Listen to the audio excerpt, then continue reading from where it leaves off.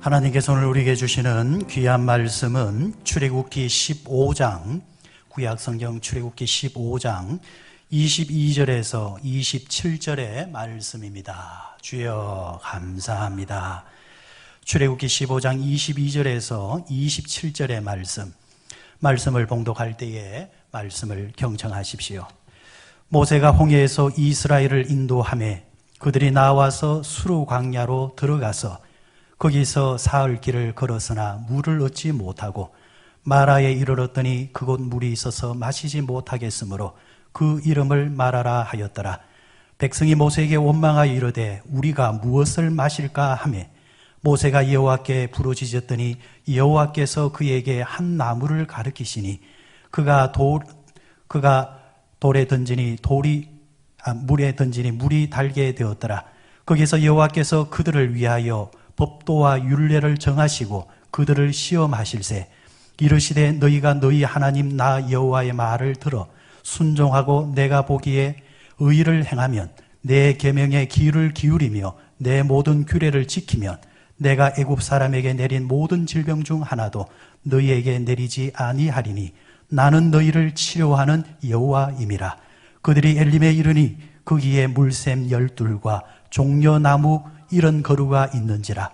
거기서 그들이 그 물 곁에 장막을 지니라. 아멘. 오늘은 우리 찬양대를 대신해서 지금 여러분이나 저나 아니면은 한국교회나 세상은 하나님의 은혜가 필요할 때인 줄 믿습니다. 그래서 우리 조용히 은혜 아니면은 살아갈 수가 없습니다. 우리 한번 오직 예수뿐입니다 고백 찬송으로 드리시고 말씀을 나누도록 하시겠습니다.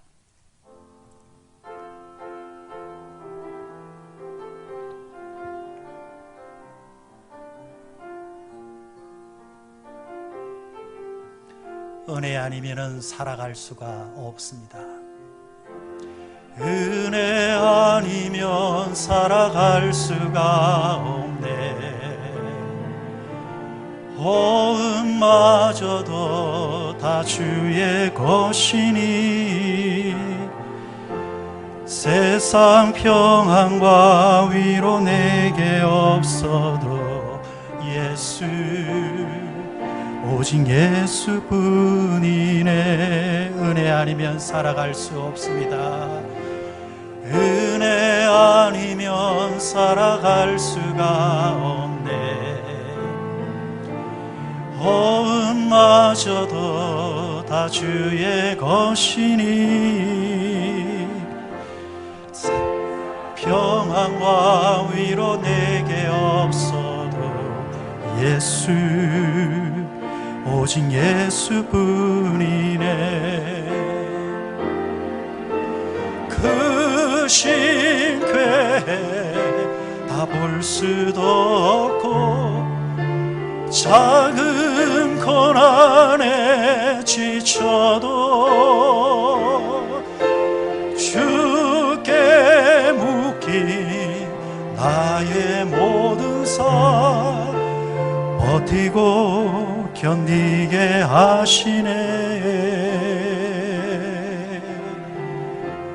은혜 아니면 살아갈 수가 없네. 나의 모든 것 다 주께 맡기니 참된 평안과 위로 내게 주신 주 예수 오직 예수뿐이네.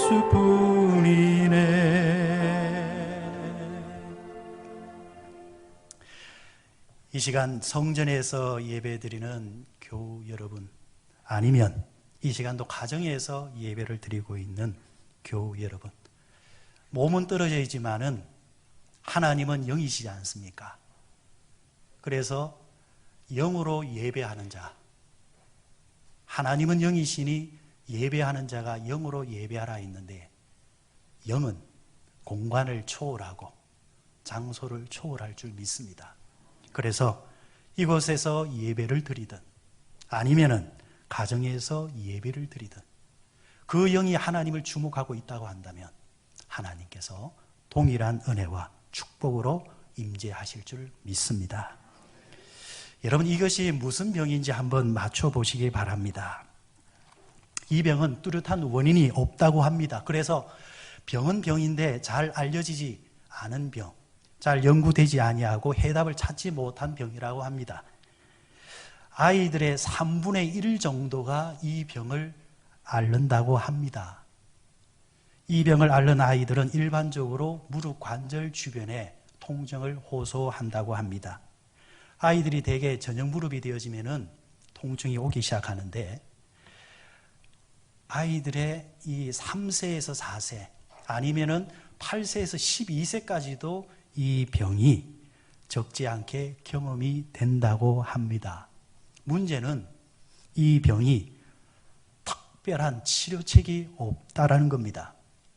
그래서 할 수 없어서 마사지나 찜질이나 아니면 기껏해야 진통제 정도로 도움을 받을 수 있다고 합니다. 한밤중에 아픔을 호소하다가도 아침이 되면은 아무렇지도 않게 또 왕성하게 활동을 한다고 합니다. 1년 정도, 2년 정도 이 통증을 호소하다가도 아이가 자라면서 성장하면서 자연스럽게 이 병이 없어진다고 합니다. 여러분, 이 병이 무슨 병일까요? 예, 성장통입니다. 맞습니다. 여러분, 저는 지금 우리 민족이 이 성장통을 겪고 있다라고 저는 생각을 합니다. 하나님께서 바르지 못함을 바르게 잡기 위해서 성장의 통을 주셨고, 보지 못하는 것을 보게 하기 위해서 하나님께서 성장의 통을 주었고, 하나님께서 이 민족을 좋은 것으로, 더 나은 것으로 성장케 하시고자 성장의 통을 겪고 있다고 저는 생각합니다. 그래서 통증은 있지만 이 통증을 잘 이겨내면은 한층 더 성숙하고 한층 더 발전하는 조국이 될 것이고, 이럴 때 우리가 더 예배하고 기도할 때에 하나님의 교회도, 조국의 교회도 또 새롭게 부흥하는 기회가 될 줄로 믿습니다. 오늘 본문에 나오는 이스라엘 백성, 출애굽기 14장을 통해서 그들은 전생애를 통해서 지금까지 경험하지 못했던 기적 중의 기적을 경험하게 됩니다. 지도자 모세의 인도를 받아서 430년 동안 애굽 땅에서 종살이 했던 그들이 드디어 애굽을 벗어납니다. 출애굽을 합니다. 하나님은 이스라엘 백성들을 홍해로 데려가셨습니다. 처음에는 그들이 홍해 앞에 섰을 때 매우 당황했지만 모세 지도자의 지팡이가 바다를 향할 때에 그 홍해가 갈라지는 모습을 보게 되어지고, 그리고 직접 그것을 지나가게 되어질 때에 말로만 들어왔던 하나님, 이야기로만 들어왔던 하나님을 직접 눈으로 보고 직접 몸으로 체험할 때에, 그리고 그렇게 인도하시는 하나님이 바로 자신들의 하나님이 되심에 대해서 그들은 정말 감격했더랬습니다. 그래서 그들은 홍해를 건너자마자 제일 먼저 한 행위가 뭐냐? 하나님께 찬송하고, 찬송하되 그냥 찬송을 하는 것이 아니라 춤을 추면서 찬송을 했다고 합니다. 뿐만 아니라 하나님은 홍해를 건너서 행진을 할 때에 그들을 위해서 낮에는 구름 기둥으로 보여주시고 밤에는 불 기둥으로 그들을 보여주시며 보호하셨던 하나님이 되셨습니다. 여러분, 생각해 보십시오. 이스라엘 백성 입장에서 자신들의 눈앞에서 홍해가 갈라졌습니다. 좌우의 벽이 바닷물로 되어 있는 그 길을 직접 걸어갔었습니다. 자신들을 쫓아왔던 애굽의 병사들을 하나님이 멸하셨습니다. 그리고 광야에서 길을 걸을 때도 불기둥과 구름기둥으로 인도해 주셨습니다. 얼마나 신바람이 났겠습니까? 걸어간다는 자체는 약간 고단함은 있겠지만, 그러나 기적을 통해서 하나님이 저들과 함께 하신다. 그러니까 오늘은 이렇게 땀 흘리면서 걷지만은 내일에 대한 기대, 하나님께 정말 좋은 곳으로 우리를 인도해 가신다라는 희망. 그래서 그들은 매일같이 꽃길만 걸을 것이다 라는 생각 속에서 그들은 걸었을 것입니다. 그런데 이런 감동과 감격은 불과 사흘을 넘기지 못합니다. 홍해를 건너서 광야로 나온 지 사흘 만에 그들은 마라라고 하는 지역의 동네에 도착합니다. 그들은 이 지역에 도착하자마자 목마름을 해결하고자 우물을 찾았습니다. 우물을 찾자마자 그들은 그 물을 마십니다. 문제는 그 물을 마시는 순간 조금 전까지 계속 생각해왔던 꿈과 희망, 기대가 산산조각이 납니다. 그 물은 사람이 마실 수 없는 물이었습니다. 오염된 물이었습니다. 오늘 성경에서는 쓴물이라 이렇게 말합니다. 이 물을 마신 사람은 들어는 병들어 들어눕습니다. 이 물을 마신 사람들은 또 토해냅니다. 홍해가 갈라졌습니다. 구름 기둥이 있었습니다. 불 기둥이 있었습니다. 기적 중에 기적을 통해서 자신들을 이곳까지 인도해 오신 하나님이라고 한다면 하나님이 예비하신 우물은 정말 물 중에 최고의 물이 준비되어 있어야 하는데 마실 수 없는 물, 병들게 하는 물, 토해내는 물, 이들은 이 물 앞에서 성장통을 겪게 됩니다. 그들이 신음하고 있을 때에, 통증을 느끼고 있을 때에 하나님은 그들에게 나타나십니다. 그러면서 하나님은 그들에게 새로운 이름을 가르쳐 줍니다. 나는 치료하는 하나님이니라. 여호와의 라파 하나님, 치료하시는 하나님이라는 것을 그들에게 가르쳐 줍니다. 지금까지 그들이 알고 있었던 하나님은 천지를 창조하셨던 하나님, 홍해를 가르시는 하나님, 세상의 삼라만상을 다 주관하시는 능력의 하나님, 엘로힘의 하나님을 알고 있었습니다. 그런데 하나님은 능력의 하나님이 되실 뿐만이 아니라 약한 자를, 병든 자를 찾아오셔서 치료하여 주시는 여호와 라파의 하나님이 되신다는 것을 이 사건을 통해서 가르쳐주고 계십니다. 지금 우리나라는 여호와 라파의 하나님의 은혜가 필요할 때인 줄 믿습니다. 그러면 이 여호와 라파의 하나님을 만나기 위해서, 이 은혜를 잊기 위해서 오늘 우리가 무엇을 해야 할까? 첫째, 구원받은 자에게도 광야길이 있다는 것을 알아야 합니다. 이스라엘 백성들이 경험했던 가장 위대한 경험, 앞서 말씀드린 것처럼 홍해 기적이죠. 시내가 갈라진 것도 아니었습니다. 강이 갈라지는 것도 아니었습니다. 바다가 갈라졌습니다. 갈라진 그 길을 이스라엘 백성들이 걸었습니다. 대단한 체험이고 대단한 감격이었겠죠. 그런데 중요한 것은 그들이 홍해를 건넜다는 것이 여행의 끝이 아니었다는 것입니다. 새로운 여행의 시작이었다는 것입니다. 오늘 본문은 이렇게 이야기합니다. 22절에 보면은 모세가 홍해에서 이스라엘을 인도하며 그들이 나와서 수르 광야로 들어가서, 어디서 어디로 갔다 했습니까? 홍해에서 나와서 광야로 들어갔다 했습니다. 홍해는 구원받은 것에 대한 상징입니다. 그럼 구원받은 자가 어디로 가야 됩니까? 하나님께서 일찍이 약속하신 땅, 가나안 땅으로 가야 되잖아요. 그런데 구원받은 백성, 택한 백성을 가나안 땅으로 데려가시는 것이 아니라 광야로 데려가셨다는 것에 우리는 주목해야 합니다. 왜 하나님께서 의도적으로 이스라엘 백성들을 가나안이 아니라 광야로 인도해 가셨을까? 여러분, 우리 그리스도인들이 경험하는 가장 위대한 경험이 뭡니까? 두말할 것도 없이 예수 그리스도를 만나 예수님을 영접해서 구원받는 사건이지요. 죄로 인해서 멸망할 수 없는 우리가 예수님을 영접하고 죄 사함을 받아서 구원받은 것, 그 무엇과 비교할 수 없는 가장 기적 중의 기적, 사건 중의 사건이죠.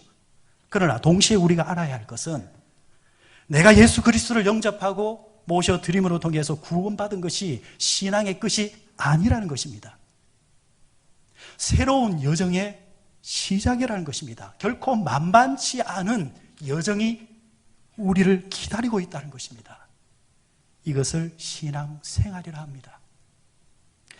신앙생활을 두 가지로 비유해 드릴 수 있습니다. 하나는 결혼의 비유요, 하나는 출생의 비유입니다. 여러분 묻습니다. 결혼식이 중요합니까? 결혼생활이 중요합니까?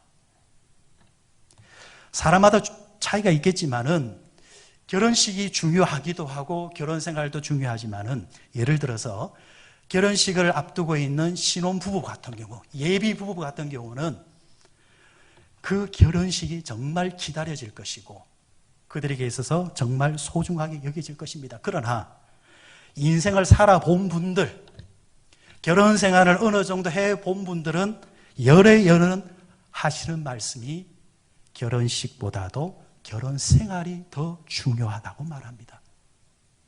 결혼식 때문에 갈라지는 부부는 별로 없습니다. 결혼 생활에 문제가 되고 탈이 될 때에 문제가 되는 것입니다. 결혼식은 좋았는데 결혼 생활이 안 되는 부분들이 문제가 됩니다. 마찬가지입니다. 우리가 예수님을 영접하는 것은 그 순간은 예수님과 결혼식을 하는 겁니다. 예수님을 나의 신랑으로 모셔드림으로 통해서 내가 그분의 신부가 되는 겁니다. 그 영접함으로 통해서 내 안에 예수님이 계시고 예수님 안에 내 안에 예수님이 내 안에 거하시는 겁니다. 자, 그러면 결혼식이 끝나면 어떻게 합니까? 각자의 집으로 돌아갑니까? 아니죠. 결혼식 전에는 각자의 집에 살다가도 결혼식 이후로부터는 두 사람이 부부가 되어서 각자의 집이 아니라 두 사람의 집, 하나의 집에 들어가서 삽니다. 그때부터 무엇이 시작됩니까? 결혼 생활입니다. 예수님을 영접하는 사람은 그때로부터 예수님과 같이 생활하는 것입니다. 예수님을 영접하는 것도 중요합니다. 소중합니다.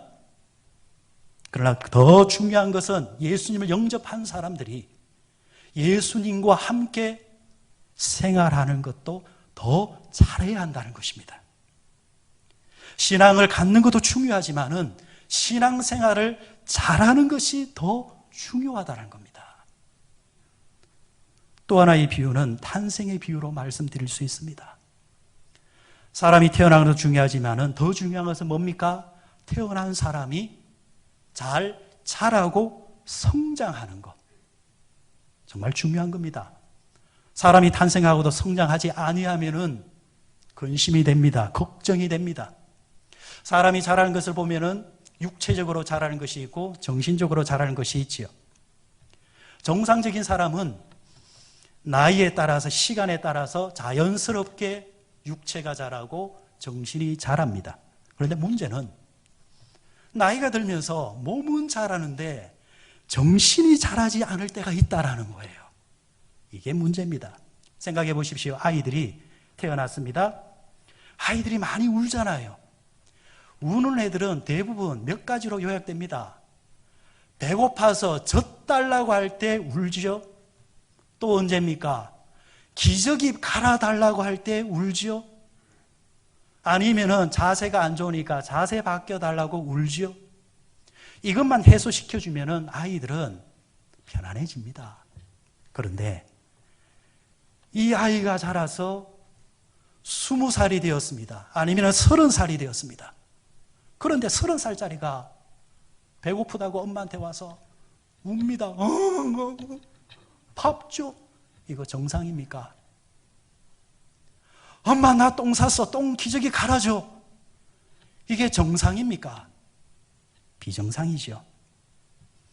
나이가 들면 들수록 이제 그것도 스스로 해결할 줄 알 때에 그것을 우리는 자연스럽게 봅니다. 몸은 자랐지만 정신이 자라지 않은 것은 몸이 자라지 못한 것과 비교하지 못할 정도로 문제가 됩니다. 우리는 이것을 다른 말로 말하면은 사람은 철이 들어야 된다고 말을 하죠. 철이 든다고 할 때 이 철은 무슨 철입니까? 계절의 철을 말합니다. 우리가 살아가는 이 땅에는 봄, 여름, 가을, 겨울이 있습니다.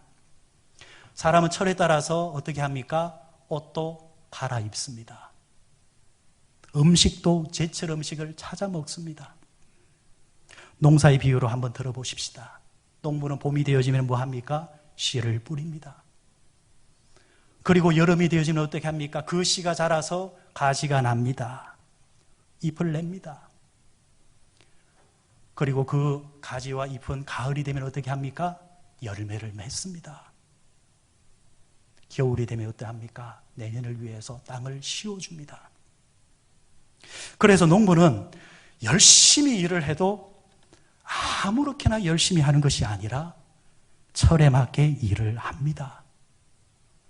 봄에 뿌려야 할 씨를 겨울에 뿌리는 어리석음이 있어서도 안 되고 여름에 뿌려서도 안 됩니다. 이 분별이 안 되는 사람을 바로 철이 없는 사람이라는 거죠. 사람도 나이별로 철이 있습니다. 어린애의 철이 있어요. 10대의 철이 있고 20대의 철이 있고 30대, 40대, 60대, 70대의 철이 있다라는 거예요. 그 나이에 맞게 철이 들어야 합니다. 그런데 나이는 먹을 대로 먹었는데 철이 없는 분들, 우리는 흔히 그런 분들을 뭐라고 말합니까? 나이값 좀 하소.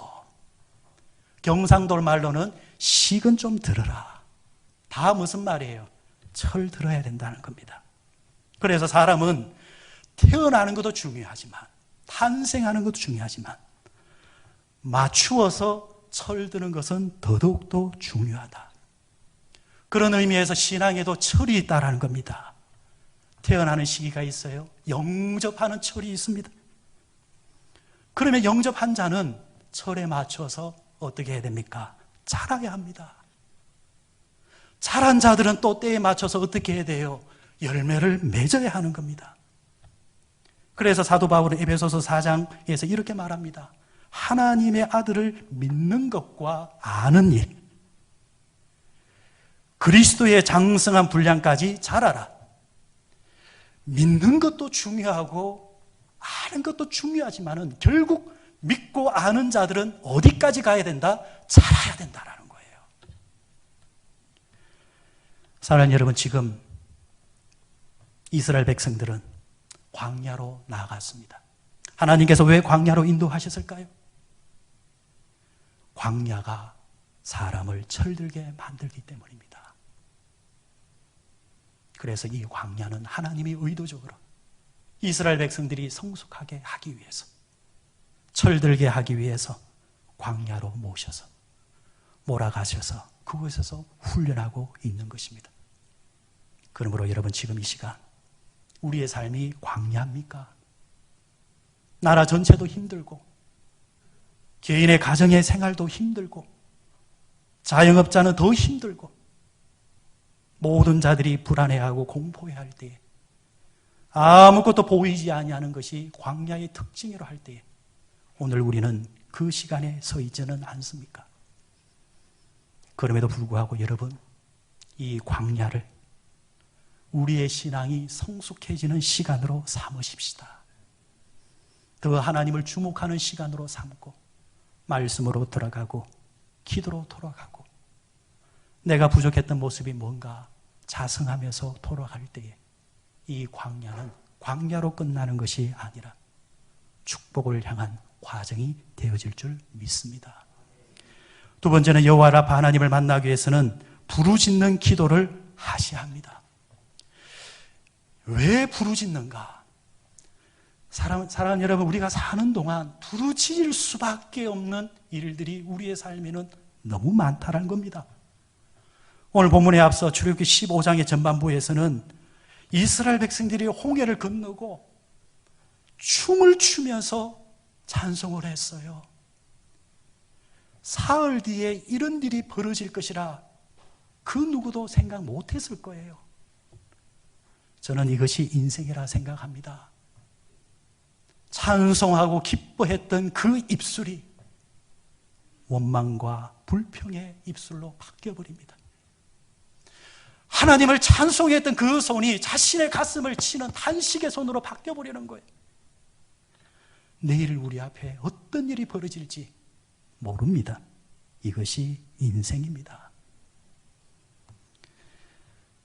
우리가 기억해야 될 것은 성경은 우리가 하나님을 믿고 예수님을 영접했다고 해서 하나님께서 우리에게 인생의 고통이나 위기에서 너희들은 그래 면제 이렇게 말씀하시거나 가르쳐준 사실이 없다라는 겁니다. 오히려 요한복음 16장 33절에 보니까 세상에서 너희가 환난을 당하나 담대하라 내가 세상을 이겼노라.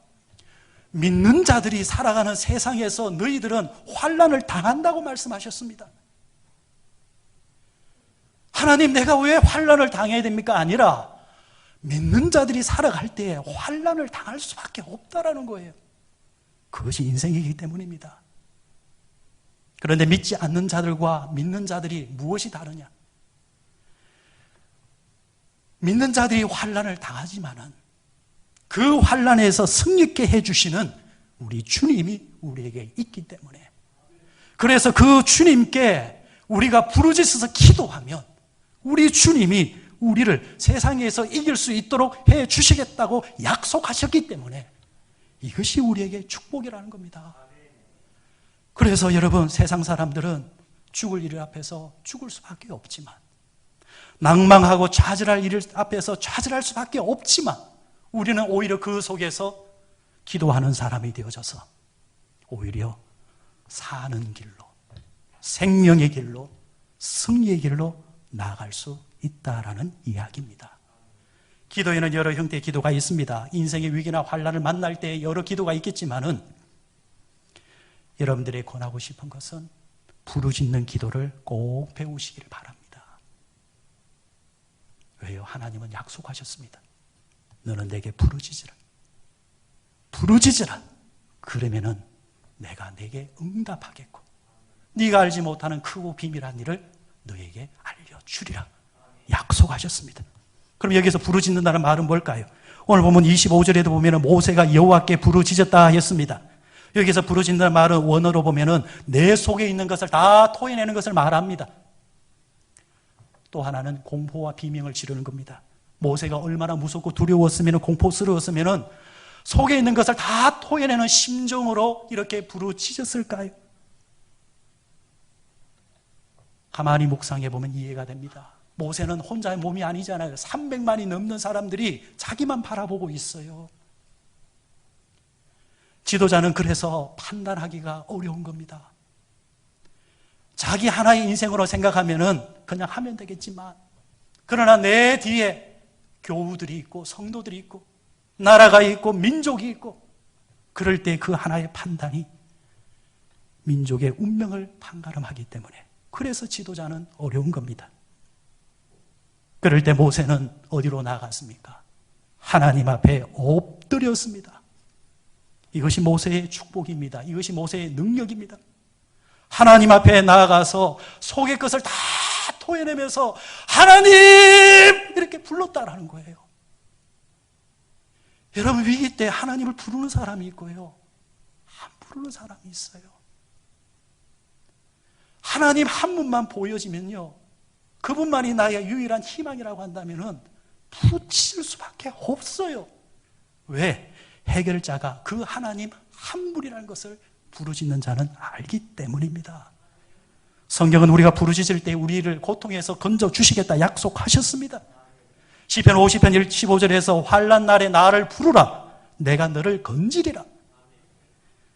한나가 자식을 위해 성전에 올라가 부르짖었습니다. 그 부르짖는 모습이 얼마나 그랬으면은 엘리 제사장이 술에 취해서 그게 뭐 하나치냐 할 정도로 한나는 사람 보지 않고 오직 하나님 보라보면서 울면서 부르짖었습니다. 오순절 다락방에서 120명 성도들은 성령 받고 부르짖으면서 기도했습니다. 부르짖을 때에 밖에서 지나가는 사람들이 놀랄 정도로 그들은 부르짖는 기도를 했습니다. 자, 본문에서 부르짖을 때에 모세에게 어떤 일이 벌어졌습니까? 먼저 부르짖는 자에게 하나님께서 말씀하여 주시는 것을 봅니다. 25절 보십시오. 모세가 여호와께 부르짖었더니 여호와께서 그에게 한 나무를 가리켰다. 여기서 하나님께서 나무를 가리켰다는 말은 어떤 뜻이냐 하니까 하나님이 손가락으로 적어 정확하게 지시하셨다는 말이에요. 모호하게 말씀하신 것이 아니라 부르짖어서 기도한 모세에게 적어 손가락으로 지명하셨다는 겁니다. 더 중요한 것은 하나님이 누구에게? 모세에게. 왜? 모세가 부르짖는 기도를 했기 때문에.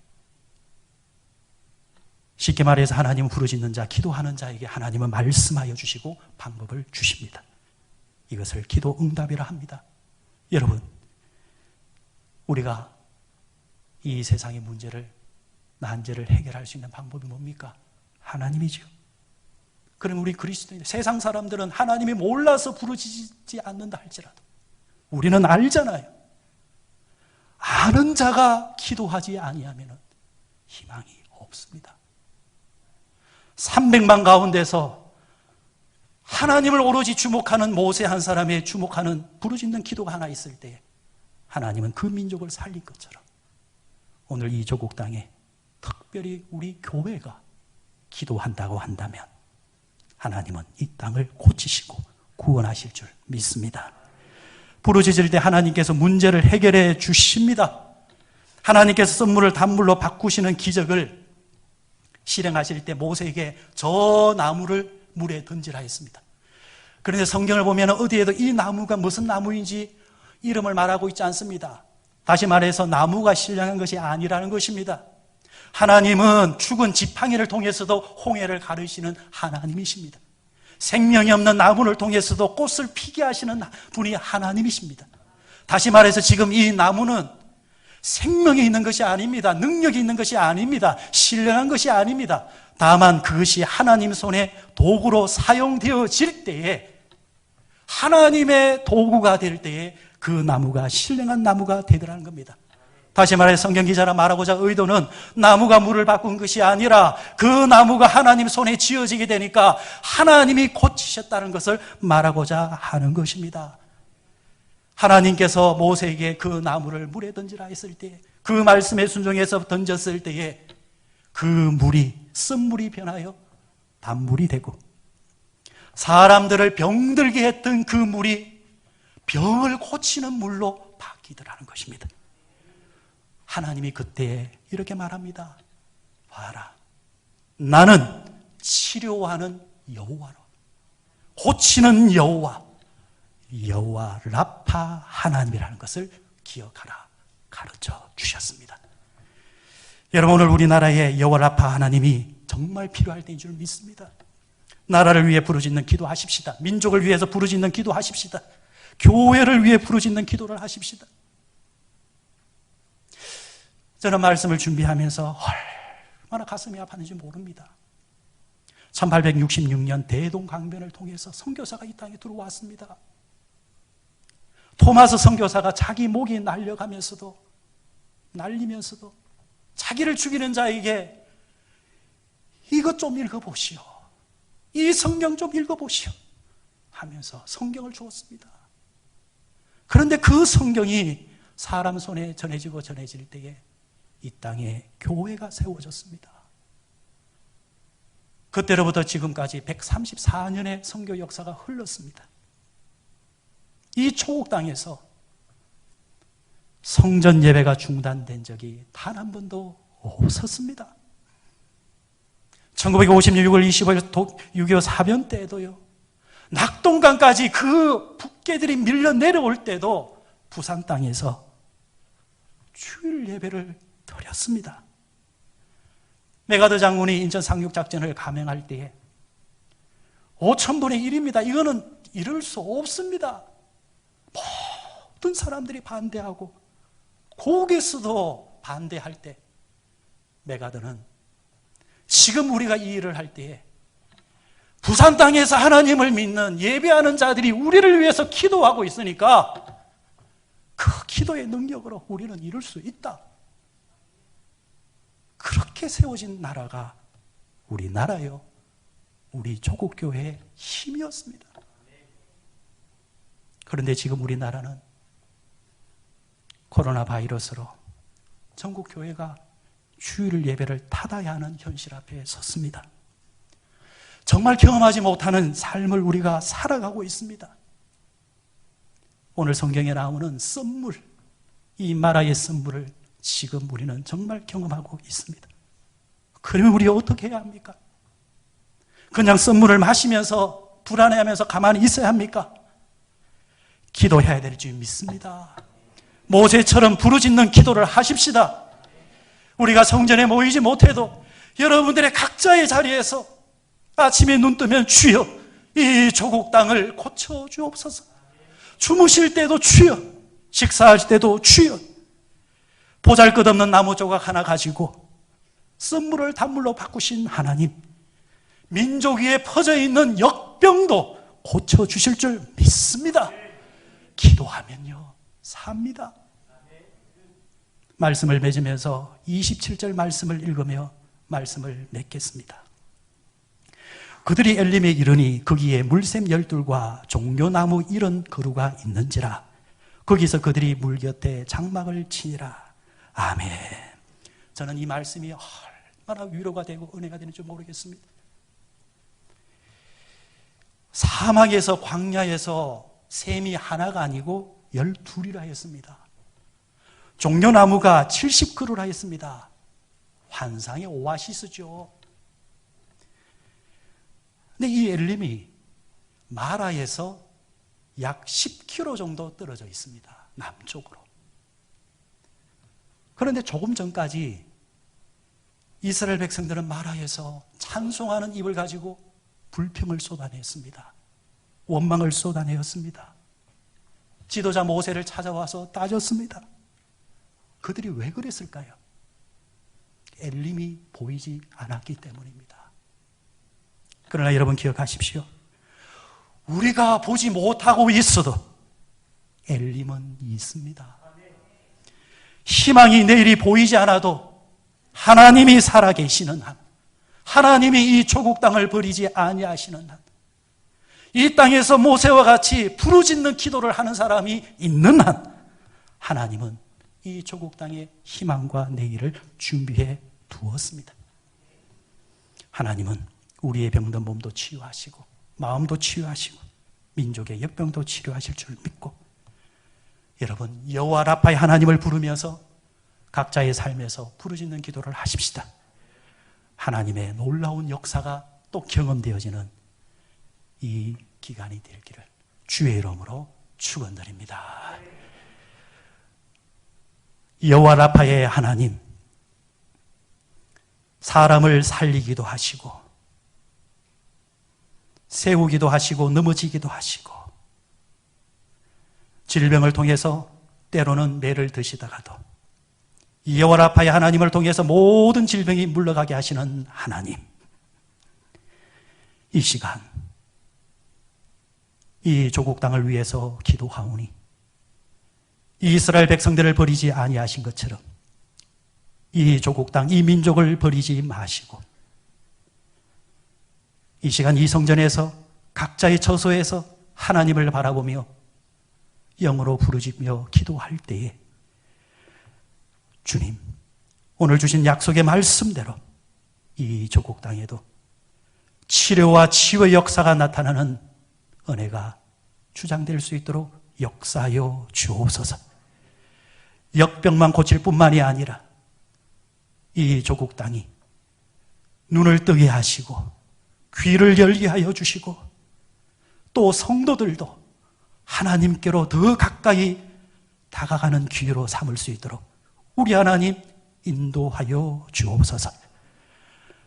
이 예배를 드리고 또 각자의 삶의 자리에서 한 주간을 살아갈 때에 성령 하나님, 우리 성도들을 지켜주옵소서. 몸을 지켜주시고 영을 지켜주시고 심령을 지켜주시고 각자의 처소를 지켜주시고 부르짖어 기도할 때마다 놀라운 은총의 역사가 주장될 수 있도록 함께해 주시기를 원하오며 우리의 치유자가 되시는 예수님의 이름으로 간절히 기도드리옵나이다. 아멘.